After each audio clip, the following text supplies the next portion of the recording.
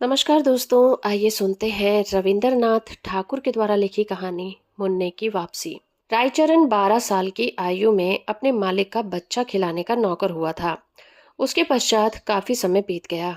नन्हा बच्चा रायचरण की गोद से निकलकर स्कूल में प्रवेश हुआ। स्कूल से कॉलेज पहुंचा, फिर वो सरकारी स्थान पर लग गया। किंतु रायचरण अब भी बच्चा खिलाता था। यह बच्चा उसकी गोद में पाले हुए अनुकूल बाबू का पुत्र था। बच्चा घुटनों के बल चल चलकर बाहर निकल जाता, पर रायचरण दौड़कर उसको पकड़ता और वह रोता, और वह अपने नन्हे नन्हे हाथों से रायचरण को मारता भी।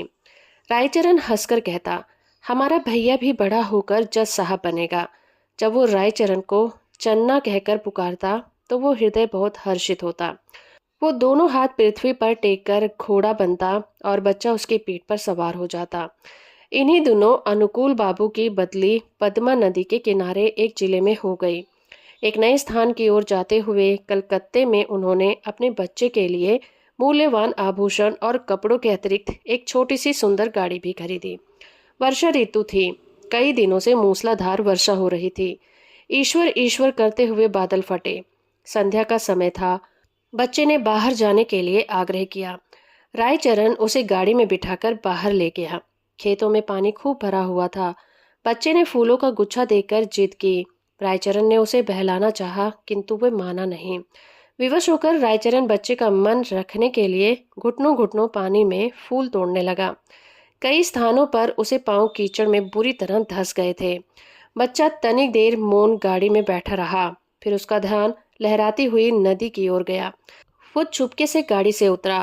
पास ही एक लकड़ी पड़ी थी, उठा लिया और भयानक नदी के तट पर पहुंचकर उसकी लहरों से खेलने लगा। नदी के शोर में ऐसा मालूम होता था कि नदी की चंचल और मुंह जोर चल परियां सुंदर बच्चे को अपने साथ खेलने के लिए बुला रही हैं। रायचरण फूल लेकर वापस आया तो देखा गाड़ी खाली है।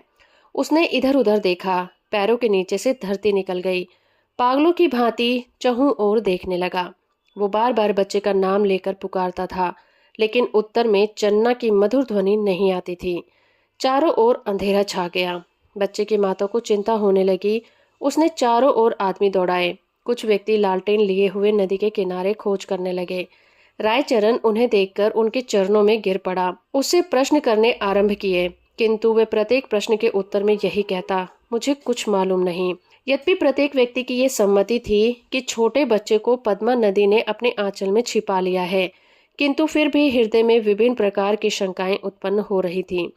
ये एक की उसी संध्या को निर्वासितों का एक समूह नगर से गया था, और माँ को संदेह था कि रायचरण ने कहीं बच्चे को निर्वासितों के हाथों बेच न दिया हो।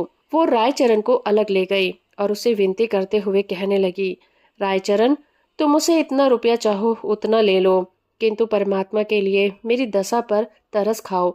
मेरा बच्चा मुझको वापस लौटा दो। परंतु रायचरण कुछ उत्तर न दे सका, केवल माथे पर हाथ रखकर मौन हो गया। स्वामिनी ने क्रोध और आवेश की दशा में उसको घर से बाहर निकाल दिया।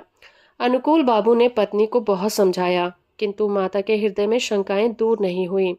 वो बराबर यही कहती रही कि मेरा बच्चा सोने के आभूषण पहने हुए था, अवश्य ही इसने बेच दिया होगा। रायचरण अपने गांव वापस आ गया। उसे कोई संतान नहीं थी और ना ही संतान होने की कोई संभावना थी, किंतु साल की समाप्ति पर उसके घर पुत्र ने जन्म लिया। परंतु पत्नी सूतिका गृह में ही मर गई। घर में एक विधवा बहन थी। उससे बच्चे के पालन पोषण का भार अपने ऊपर ले लिया। जब बच्चा घुटनों के बल चलने लगा, वो घर वालों की नजर बचाकर बाहर निकल जाता। रायचरण जब उसे दौड़कर पकड़ता तो वो चंचलता से उसको मारता। उस समय रायचरण के नेत्रों के सामने अपने उस नन्हे मालिक की सूरत फिर जाती, जो पद्मा नदी की लहरों में लुप्त हो गया था। बच्चे की जुबान खुली तो वह बाप को बाबा और बुआ को मामा इस तरह से कहता था, जिस ढंग से रायचरण का नन्हा मालिक बोलता था। रायचरण उसकी आवाज से चौंक उठता। उसे पूरा विश्वास था कि उसके मालिक ने उसके घर में जन्म लिया है। इस विचार को निर्धारित करने के लिए उसके पास 3 प्रमाण थे। एक तो यह कि वह नन्हे मालिक की मृत्यु के थोड़े ही समय पश्चात उत्पन्न हुआ था। दूसरी यह कि उसकी पत्नी वृद्ध हो गई थी और संतान उत्पत्ति की कोई आशा नहीं थी। तीसरे यह कि बच्चे के बोलने का ढंग और उसकी संपूर्ण भाव भंगिमाएं नन्हे मालिक से मिलती जुलती थी। वो हर समय बच्चे की देखभाल में संलग्न रहता। उसे भय था कि उसका नन्हा मालिक फिर कहीं गायब न हो जाए। वो बच्चे के लिए एक गाड़ी लाया और अपनी पत्नी के आभूषण बेचकर बच्चे के लिए आभूषण बनवाया। वो उसे एक गाड़ी में बिठाकर प्रतिदिन वायु सेवन के लिए बाहर ले जाता था। धीरे धीरे दिन बीतने लगे और बच्चा सयाना हो गया, परंतु इस लाड चाव में वो बहुत बिगड़ गया था। किसी से सीधे मुंह बात नहीं करता था। गांव के लड़के उसे लाड साहब कहकर छेड़ते थे। जब लड़का शिक्षा योग्य हुआ तो रायचरण अपनी छोटी सी जमीन बेचकर कलकत्ता आ गया। उसने दौड़ धूप करके नौकरी खोजी और फलन को स्कूल में दाखिल करवा दिया। उसको पूर्ण विश्वास था कि बड़ा होकर फलन अवश्य जज बनेगा। होते होते जब फलन की आयु 12 साल हो गई, तब वो खूब पढ़ लिख सकता था। उसका स्वास्थ्य अच्छा और सूरत शक्ल भी अच्छी थी। उसको बनाव श्रृंगार की बड़ी चिंता रहती थी। जब देखो दर्पण हाथ में लिए बाल बना रहा है। वो अपव्ययी भी बहुत था। पिता की सारी आय व्यर्थ ही विलास सामग्री में व्यय कर देता। रायचरण उससे प्रेम तो पिता की भांति करता था, किंतु प्राय उसका बर्ताव उस लड़के से ऐसा ही था जैसे मालिक के साथ नौकर का होता है। उसका फलन भी उसे पिता नहीं समझता था। दूसरी बात यह थी कि रायचरण स्वयं को फलन का पिता प्रकट भी नहीं करता था। छात्रावास में विद्यार्थी रायचरण के गवारपन का उपहास करते और फलन भी उन्हीं के साथ सम्मिलित हो जाता। रायचरण ने जमीन बेचकर जो कुछ भी रुपया प्राप्त किया था, अब वो लगभग सारा समाप्त हो चुका था। उसका साधारण वेतन फलन के खर्चों के लिए कम था। वो प्राय अपने पिता से जेब खर्च और विलास की सामग्री तथा अच्छे अच्छे कपड़ों के लिए झगड़ता रहता था। आखिर एक युक्ति रामचरण के मस्तिष्क में आई।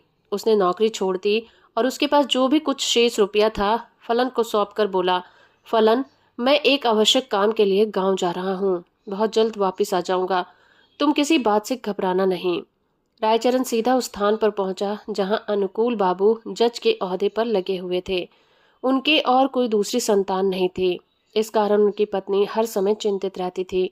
अनुकूल बाबू कचहरी से वापस आकर कुर्सी पर बैठे हुए थे और उनकी पत्नी संतानोत्पत्ति के लिए बाजारू दवा बेचने वाले से जड़ी बूटियां खरीद रही थी। काफी दिनों के पश्चात वो अपने वृद्ध नौकर रायचरण को देखकर आश्चर्यचकित हुई। पुरानी सेवाओं का विचार करके उसको रायचरण पर तरस आ गया और उससे पूछा, क्या तुम फिर नौकरी करना चाहते हो? रायचरण ने मुस्कुराकर उत्तर दिया, मैं अपनी मालकिन के चरण छूना चाहता हूँ। अनुकूल बाबू रायचरण की आवाज सुनकर कमरे से निकल आए। रायचरण की शक्ल देखकर उनके कलेजे का जख्म ताजा हो गया और उन्होंने मुख फेर लिया। रायचरण ने अनुकूल बाबू को संबोधित करके कहा, सरकार, आपके बच्चे को पद्मा ने नहीं बल्कि मैंने चुराया था। अनुकूल बाबू ने आश्चर्य से कहा, यह तुम क्या कह रहे हो? क्या मेरा बच्चा वास्तव में जिंदा है? उसकी पत्नी ने उछलकर कहा, भगवान के लिए बताओ, मेरा बच्चा कहाँ है? रायचरण ने कहा, आप संतोष रखें, आपका बच्चा इस समय भी मेरे पास ही है। अनुकूल बाबू की पत्नी ने रायचरण से अत्यधिक विनती करते हुए कहा, मुझे बताओ। रायचरण ने कहा, मैं उसे परसों ले आऊंगा। रविवार का दिन था जब साहब अपने मकान में बेचैनी से रायचरण की प्रतीक्षा कर रहे थे। कभी वो कमरे में इधर उधर टहलने लगते तो कभी थोड़े समय के लिए आराम कुर्सी पर बैठ जाते। आखिर 10 बजे लगभग रायचरण ने फलन का हाथ पकड़े हुए कमरे में प्रवेश किया। अनुकूल बाबू की घरवाली फलन को देखते ही दीवानों की भांति उसकी ओर लपकी और उसे बड़े जोर से गले लगा लिया।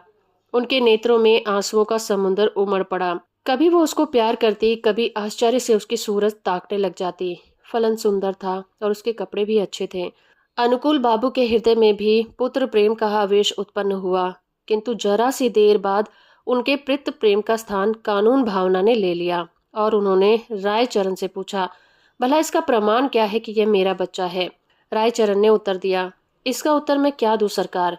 इस बात का ज्ञान तो परमात्मा के सिवाय और कोई नहीं दे सकता कि मैंने ही आपका बच्चा चुराया था। जब अनुकूल बाबू ने देखा कि उनकी पत्नी फलन को कलेजे से लगाए हुए है तो प्रमाण मांगना व्यर्थ है। इसके अतिरिक्त उन्हें ध्यान आया कि इस गवार को ऐसा सुंदर बच्चा कहाँ मिल सकता था और झूठ बोलने से क्या लाभ हो सकता है। सहसा उन्हें अपने वृद्ध नौकर की बेयादनी याद आ गई और कानूनी मुद्रा में बोले, रायचरण, अब तुम यहाँ नहीं रह सकते। रायचरण ने ठंडी उसास भरकर कहा, सरकार, मैं कहाँ जाऊं? बूढ़ा हो गया हूँ। अब मुझे कोई नौकर भी नहीं रखेगा। भगवान के लिए अपने द्वार पर पड़ा रहने दीजिए। अनुकूल बाबू की पत्नी बोली, रहने दो, हमारा क्या नुकसान है? हमारा बच्चा भी तो इसे देखकर प्रसन्न रहेगा। किंतु अनुकूल बाबू की कानूनी नस भड़की हुई थी। उन्होंने तुरंत उत्तर दिया, नहीं, इसका अपराध बिल्कुल क्षमा नहीं किया जा सकता। रायचरण ने अनुकूल बाबू के पांव पकड़ते हुए कहा, सरकार मुझे ना निकालिए, मैंने आपका बच्चा नहीं चुराया था, बल्कि परमात्मा ने चुराया था। अनुकूल बाबू को गवार की इस बात पर और भी अधिक क्रोध आ गया।